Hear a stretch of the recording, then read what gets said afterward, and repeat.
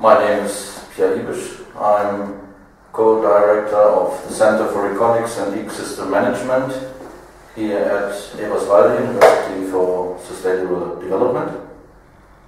And my name is Christoph Nowicki. I'm also working at the Center for Econics and Ecosystem Management at the Faculty for Forest and Environment.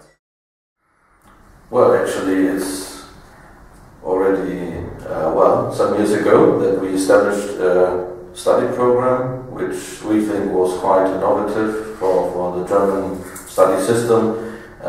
This is an international master program which is called GlobalChangeManagement, but it's not new anymore. Actually it's running already for 7 years. Yeah, and we try to educate students to become generalists rather than specialists in different kinds of fields of global change, like mitigation, adaptation, systems analysis and so on, and they should then further on become change agents in institutions, organizations, governmental organizations, non-governmental organizations. So global change management is aiming at the education of young students to become change agents in various fields, not specialists in a specific scientific field of expertise, but really rather generalists, and they should be able to communicate with scientists, but also with politicians and the global community. So communication is a rather important point, but also they need to know about adaptation, mitigation, systems analysis and change management.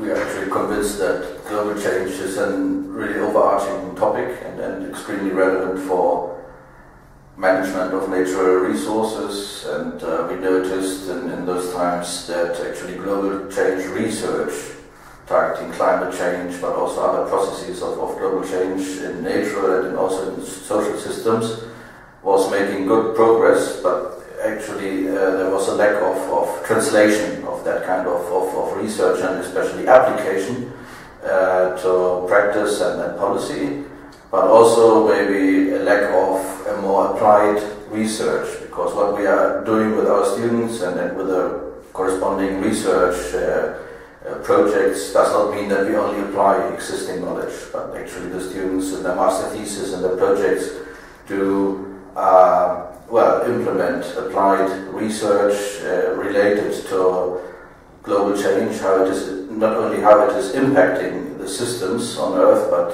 especially how to manage to induce change and working towards transformation to a more sustainable society. And as it is a very broad field of expertise, global change management, we are not doing this only on our own, but we are inviting, or we have invited, partners which are contributing to our program, not financially by giving financial support to the students, but with their own expertise.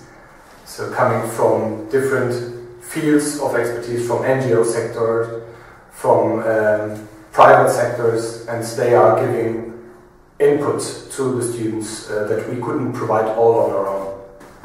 So the partners of Global Change Management are from different fields, as NGOs, German Watch for example, the NABU, the biggest environmental NGO in Germany. We have the Munich Re, an insurance company dealing with risk management. We have the GIZ with Development Cooperation, International Cooperation.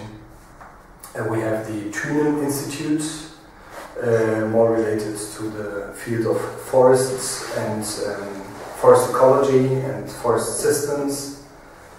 We also work together about the Potsdam Institute for Climate Impact Research. They are among the partners as well, and they are like providing the basic information on climate change. So this is like the starting point when we start to talk about global change and part of it climate change. And we have worked together on different fields. Of course, they provide input with seminars and lectures, but we also have project work together, also research we are conducting together, and the students are able to profit from this kind of research and to specialize in certain fields of our teaching all the partners. And actually, we can say, well, the former students have started to create a global change management network. Actually, some of them are even working with the partner institutes and also other relevant institutes. So this is quite exciting, especially when they, well, nowadays meet and represent different sectors, but all of them actually trying to integrate global change management into the various fields of policy and resource management.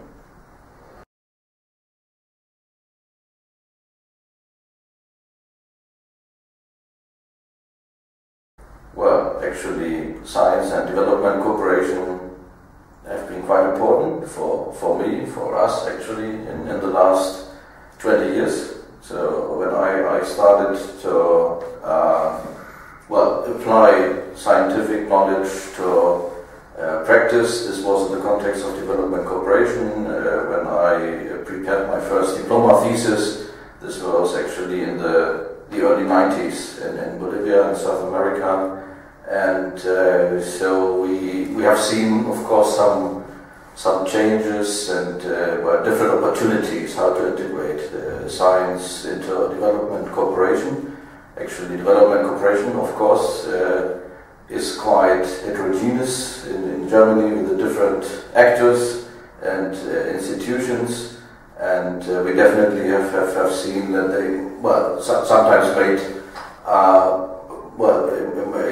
use of science more intensively than in other phases. And of course, we have also seen that the focus of development cooperation, not only in Latin America, but in general, have changed over time. So this is quite interesting.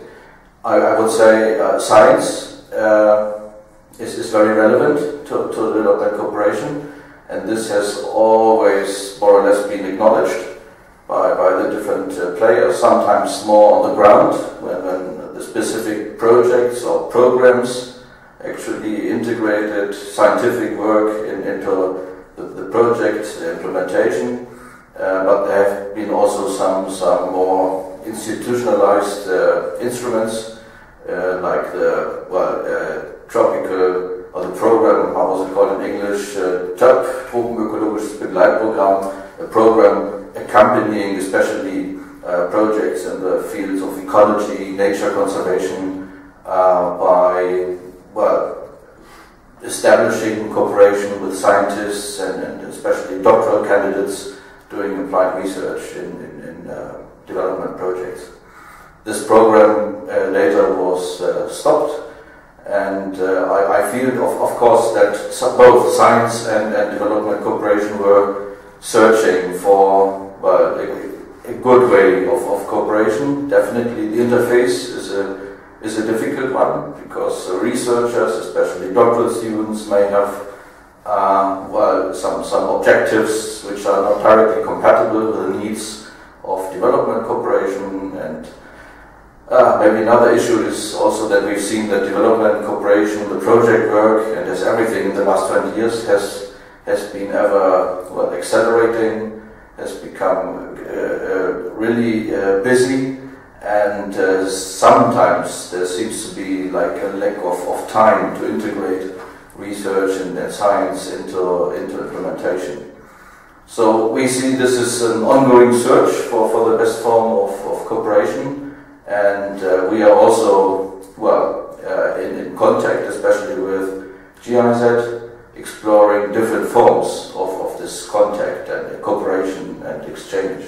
So one instrument would be a program that was established by the GIZ as a competition of universities. Maybe you want to explain that one? That's called Between Lecture Hall and Project Work, and it's aiming at connecting students directly with practical work of development cooperation. And we are combining this initiative in one of our modules for global change management and try to directly bring the students in contact with practitioners. They are starting to analyze projects of development cooperation on different fields, but related to global change questions.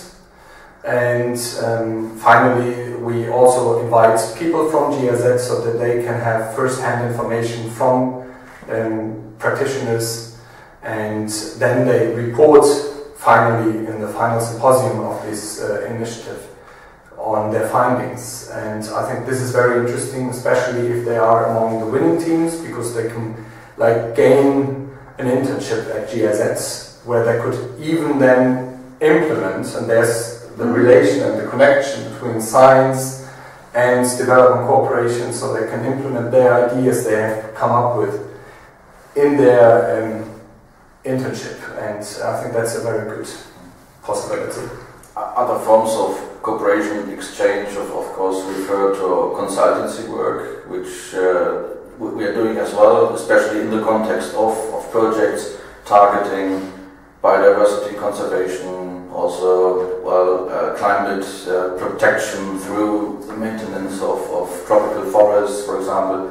And this is another way, and sometimes actually things can be combined. So of course, whenever we are working with a certain project and know the people afterwards, we also can provide this contact to students. And we have had several cases that students then went to the same projects we were working with, and they were able to do some more profound research on some topics. So there is this relationship, at least we can refer to that from our personal experience, of course, only in the field of sustainable development, biodiversity conservation.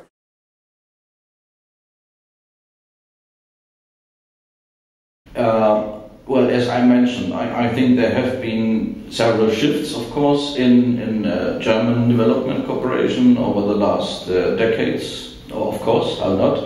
Of course, exploring the best ways of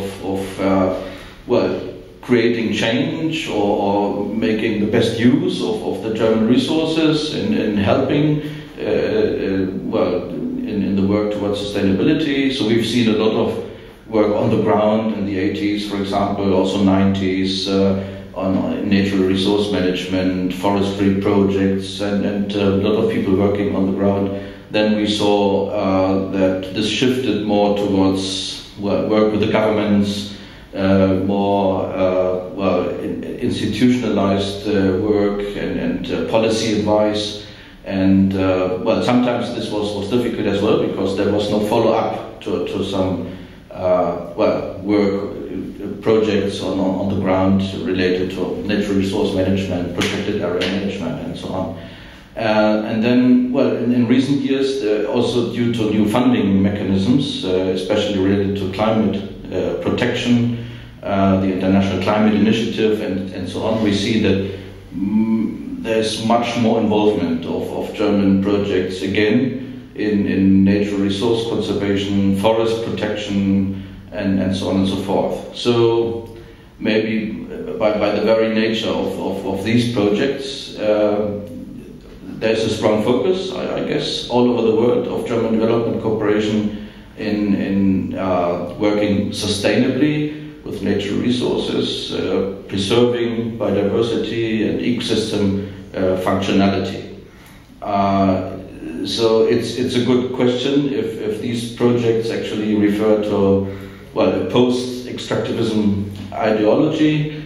Of course, they have to work with the counterparts, the governments who establish their own objectives, also development objectives. This is very important in the bilateral development cooperation, and normally the projects have to move within the established frameworks by the countries.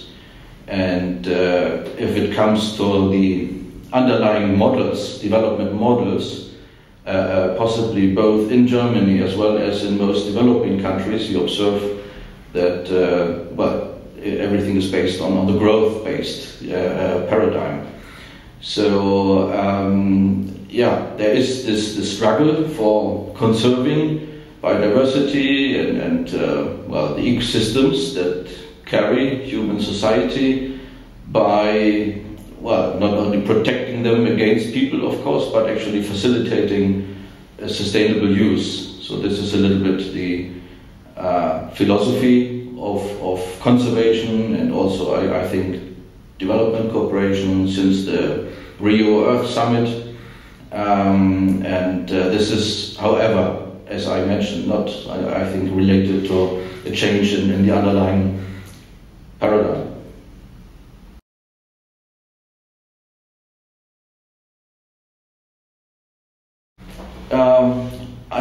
I think there are some tiny windows, because science can work more independently. It must work independently and can show some shortcomings, some also problems in the project implementation, or maybe also related to the project objectives.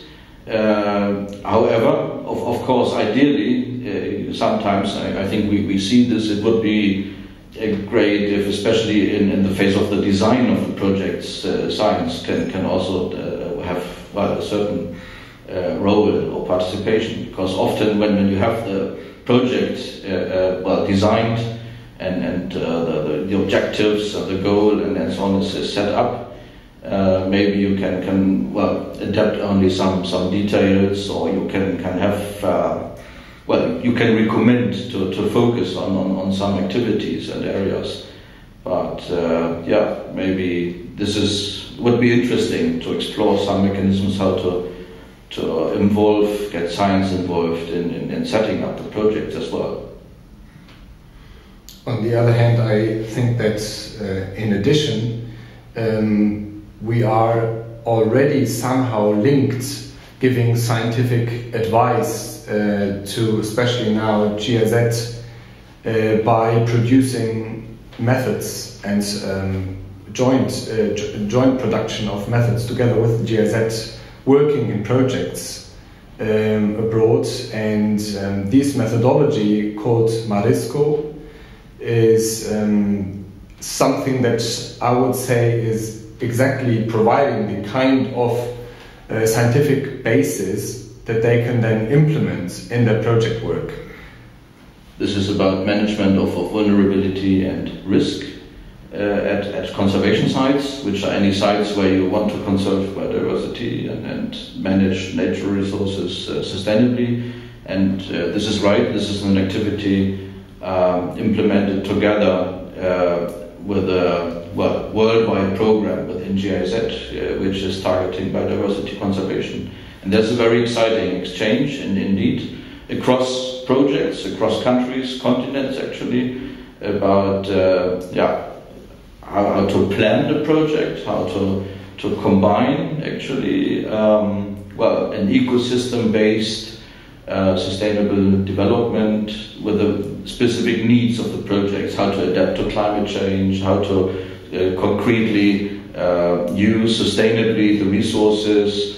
And this is quite integrative and quite holistic. And of course, in a systemic analysis, which is the very fundament of this method, everything is integrated, including especially the social systems, the actors. It's a very participatory method. So we apply this method in projects and have the participation of stakeholders, not only project staff. And often this is really very interesting, what kind of exchange and dialogue is triggered by implementing this method.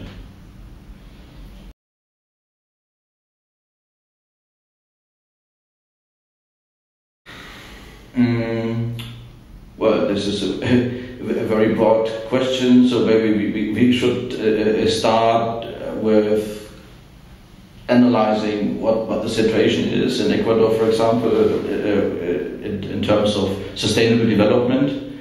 And as I've said, everything starts with the framework which is set up by the sovereign state, where the Germans go and collaborate. And here, of course, in the case of Ecuador, we observe some interesting trends, or there has been an interesting evolution of concepts, where we see that some elements of more, well, let's say, post-extractivist ideas have been inserted, at least in, well, government programs. The constitution itself, as we know, is quite progressive in this sense.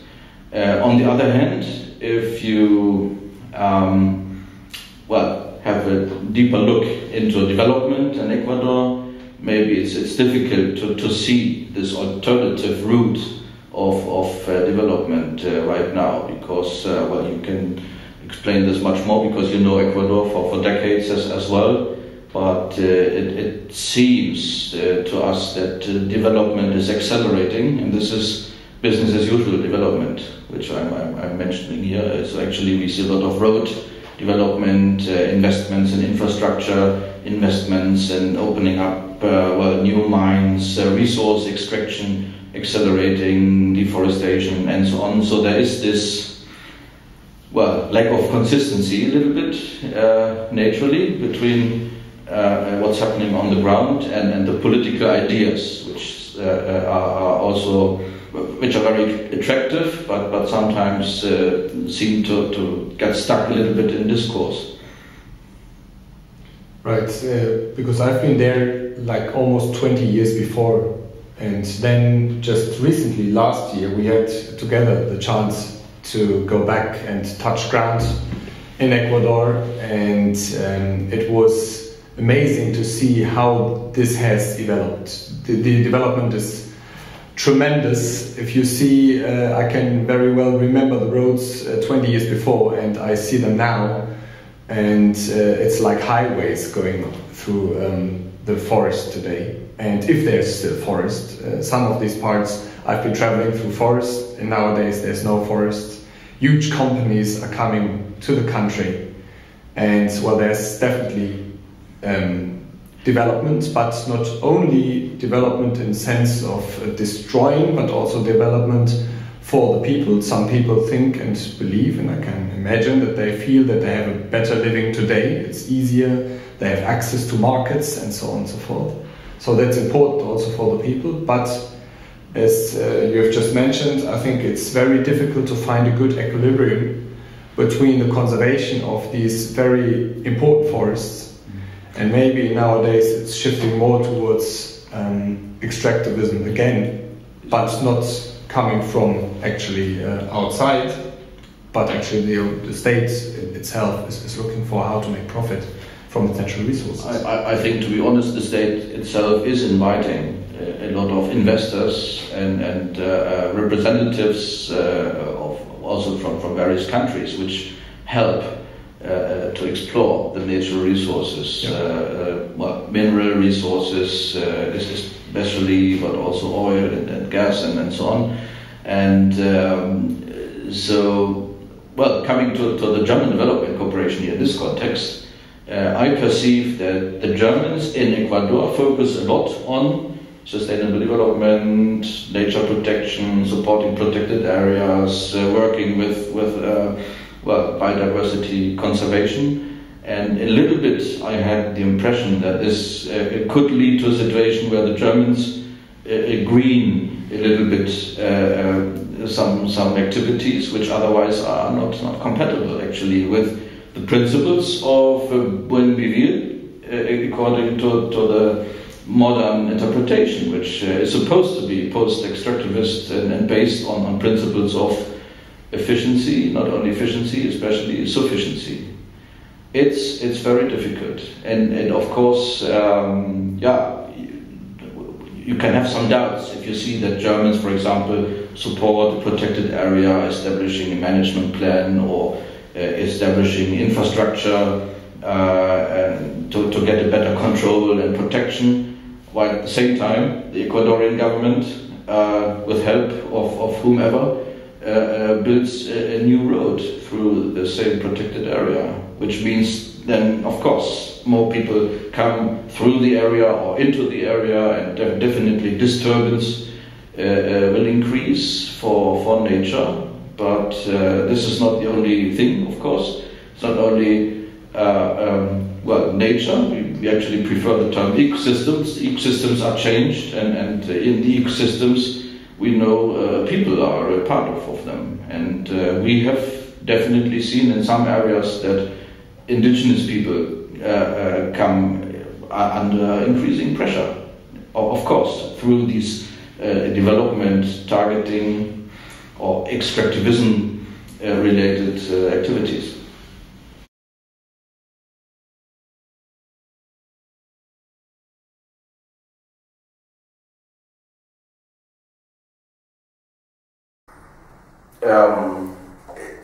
It's definitely something that is very intensively discussed now, in Europe, in Germany, in some, let's say, still alternative scientific approaches, maybe not under the label of Buen Vivir, but rather related to sustainability and what does it really mean if we need a transformation, if we work towards a transformation. So this issue of sufficiency, what is enough actually to have a good living. Of course, this is then very much related to this concept of Buen Vivir, which is maybe a little bit more emotional and actually it's an exciting concept, and we definitely should answer some questions. So what does it mean? Maybe is already answered. So we know how much we could use the natural resources of Earth without damaging the global ecosystem. But the most interesting question is, how can you convince the majority of people to follow new pathways of development? And this is exactly one of the main aims of our university. As you know, this is the University for Sustainable Development. And most of our programs, actually all the study programs, are in a certain way trying to find ways, trying to find solutions, how to find a way out of this more or less extractivism time, but sustainably developing together with the people.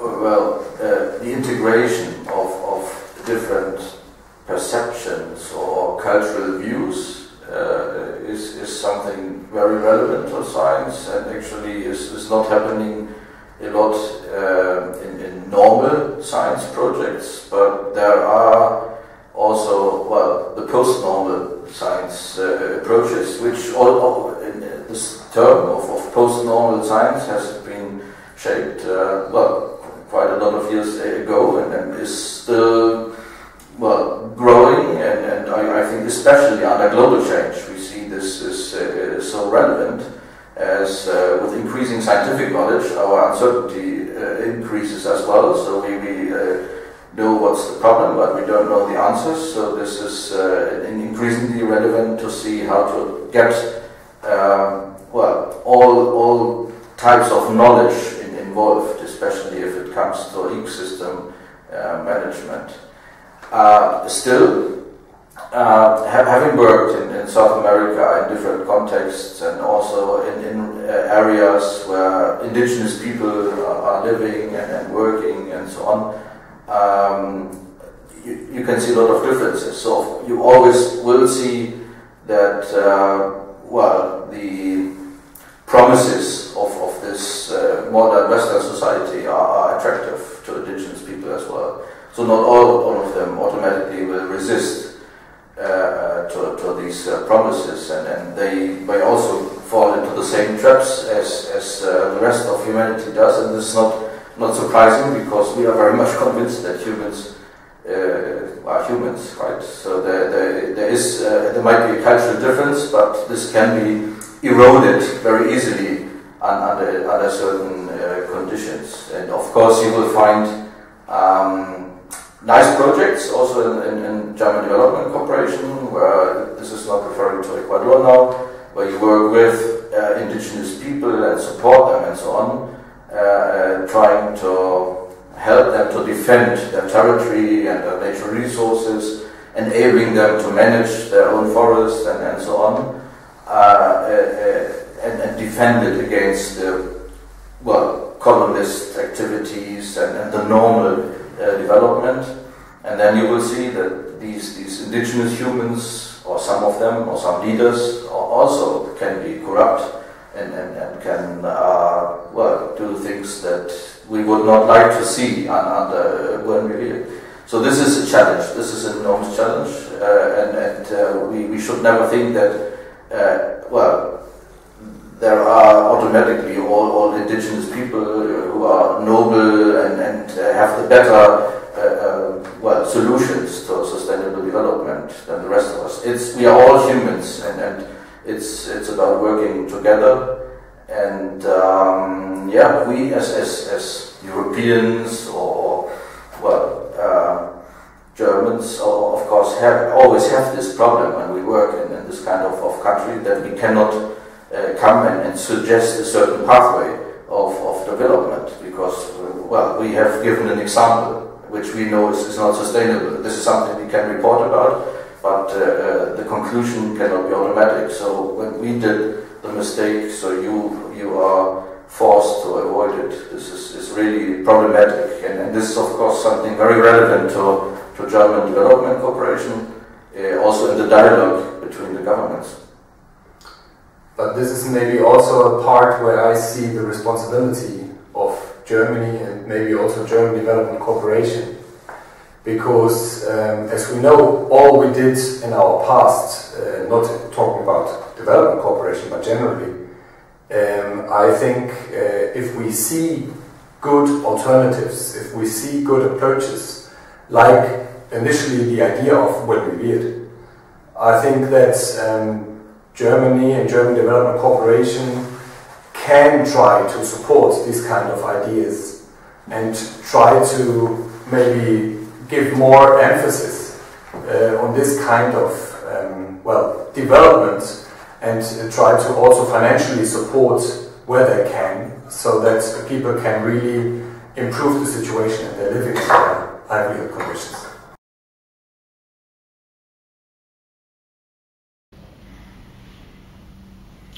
I think it's quite frequently done. Actually, I've seen this a lot in German development projects, that at least it's possible to provide spaces for dialogue, more open dialogues, more participation.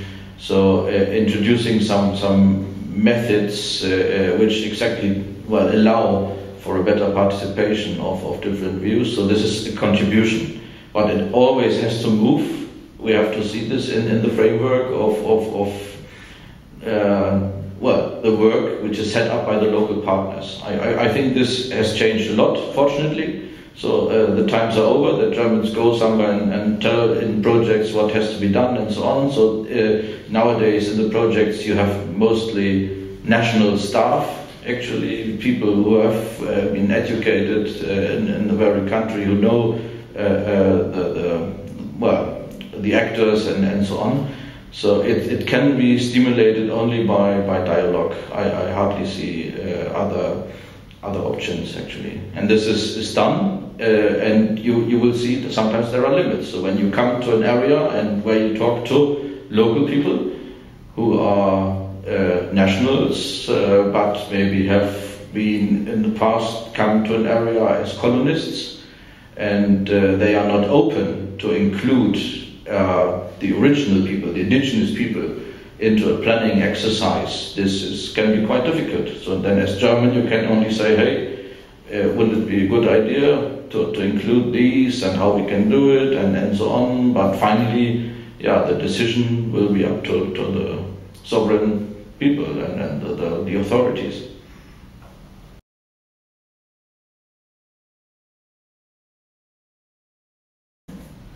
I think it would be too much to blame Germany for the failing, as Germany was more open-minded, I think, than other countries and actors, and willing to contribute and collaborate, and also was willing to accompany that initiative with projects and so on. So I think this was going into the right direction. Maybe another problem here is we formally said that Germans maybe sometimes have to green unsustainable development activities implemented by others. There's always the problem of consistency also of the German development model. So of course it's nice to help to protect a forest which alternatively could be converted and degraded by oil exploitation or whatever. While Germany is, of course, following a development model which is based on fossil fuels as well. So we need oil and gas. We may also buy this from Ecuador, and so there is a tremendous difference. It's something not to be resolved by scientists, but scientists can show also these problems of consistency. But I think that the general idea of the Yasuni case is actually very interesting and innovative. So to make not only oil prices being paid, but also like ecosystem services, in this case, even maybe being more expensive than just the oil buried down in the earth. I think that people need to be aware, and I think there is an increasing awareness that payments are needed.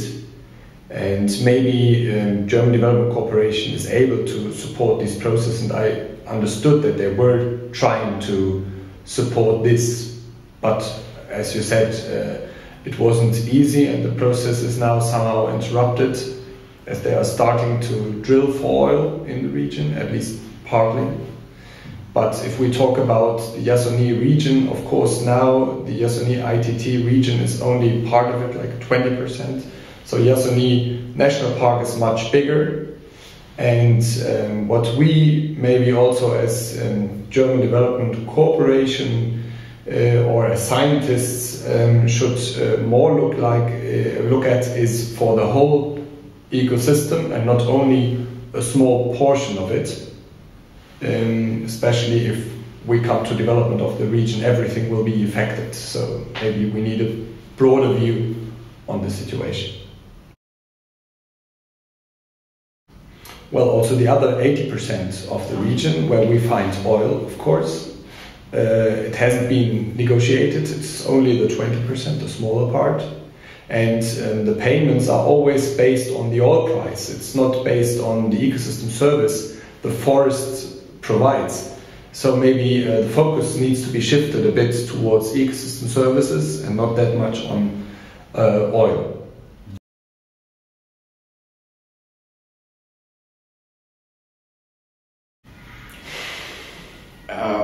Actually, I was thinking about it. So science has promoted a lot the development of this concept of ecosystem services and payments for these services and so on, which is of course designed very much in the mode of our normal science and the normal development, with the underlying principles of economic growth and use and economic development and so on and so forth, monetary compensation. Of course, there can be alternative models. The problem is that, at the end of the day, it will cost some money to facilitate a sustainable development in a country without tapping these resources which are so destructive. So I understood the approach of the Ecuadorian government to look for money. They need it for development in a way. The alternative would be just to declare a region like as a living forest and say this is an intact ecosystem and people are living there and they have a good living, and we just do not get this area involved in normal development. But this would be a national decision. And again, the question then is what kind of resources are needed for that. So actually, the whole discussion is a little bit in a mess, I think. Also, if we use terms like compensation, also if other nations get the idea that Ecuadorians would blackmail them, like threatening, if you don't pay, we convert, and so on. So actually the whole setup has become quite problematic. And now, of course, it will be even more difficult to search for more neutral or innovative pathways.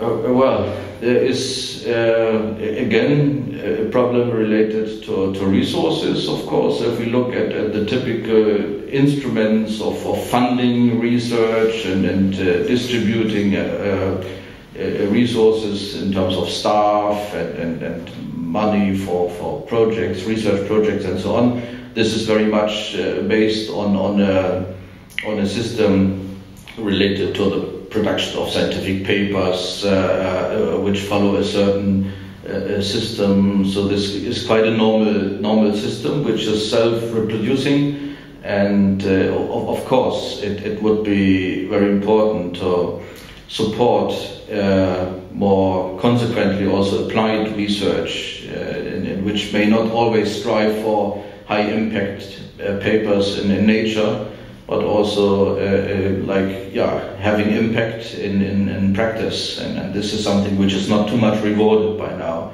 by the funding agencies or the governments of the federal states which support the scientific system. So it's unfortunately very much resource related. I think the initiatives are there. There are a lot of colleagues who are willing to invest in alternative approaches and who are actually exploring this kind of research. And we do this a lot, and this is an advantage of the universities of applied sciences, that we are anyhow not expected to permanently struggle for nature papers, and we are very much, as it has been mentioned, in touch with practitioners, with policy, with the real world, and we are committed actually to contribute solutions to problems of the society. So actually the model of the universities of applied science is interesting, and I think ever more needed. But again, so then we also need a comparable support that right now are receiving the universities. And maybe coming back to the question of what kind of input can science provide? Maybe we've already mentioned this methodology, Marisco, but there might be other methodologies as well, promoting communication and transdisciplinary work, so that really people are not working anymore in their own discipline, not talking to the others, but really taking into consideration knowledge of other people, indigenous people, all stakeholders involved. And I think that this is something that science needs to push and is able to push.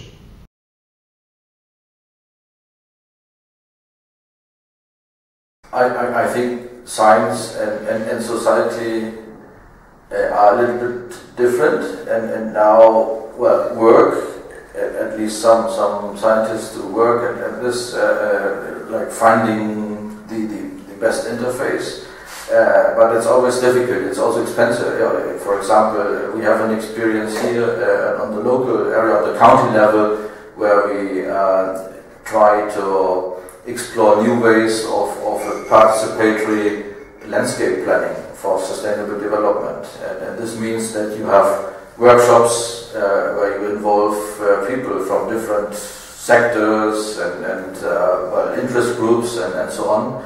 And this has been well accepted, but the problem, of course, is that you need a lot of time. So also the time of the people who normally work and do not have too much time to give this input to science, and they may then expect immediate return and easy answers to complex questions by science. Or there is this attitude also here in some projects that the sectors have said, okay, the university has to do this, has to solve this, or has to establish platforms for dialogue and this and that. So this is still a problem. So I think it's a process. I believe very much in processes. Both actors have to learn from each other what can be expected realistically.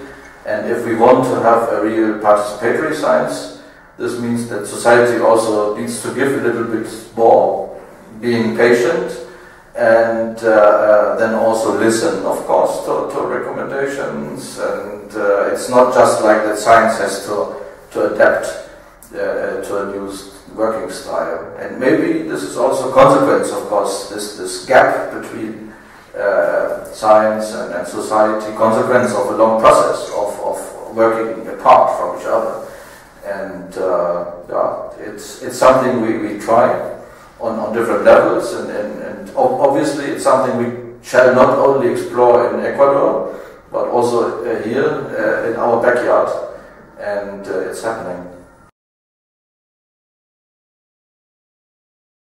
I think it's an important question about NGOs and civil society, because I think that they have a very important role to play, but also a difficult one. As the civil society, of course, and the NGOs, they need knowledge, they have knowledge, and they need a system where they can work and an environment where they can work. And as far as I know, it's not always that easy to work as an NGO in Ecuador, but also other countries, to have this openness, this open environment, to be really able to do what, according to the idea of Buen Vivir, should be done and should be supported. And I think it's a very difficult task for civil society, because they might establish a certain situation of insecurity, that you do not know whether you can work in this direction or not, because maybe it's not the same direction as the government would like to work to, and then you have difficulties that people would not support your opinion. I think it's difficult. I have been working in the context of German-Bolivian development cooperation with an NGO, a conservation NGO, where I had the task to establish a science department.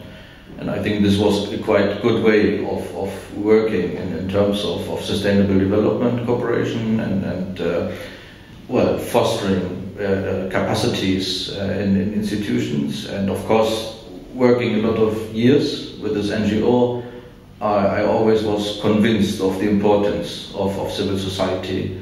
In this case in nature conservation, but in many other fields as well. And we saw a lot of very important examples of how civil society can make a difference.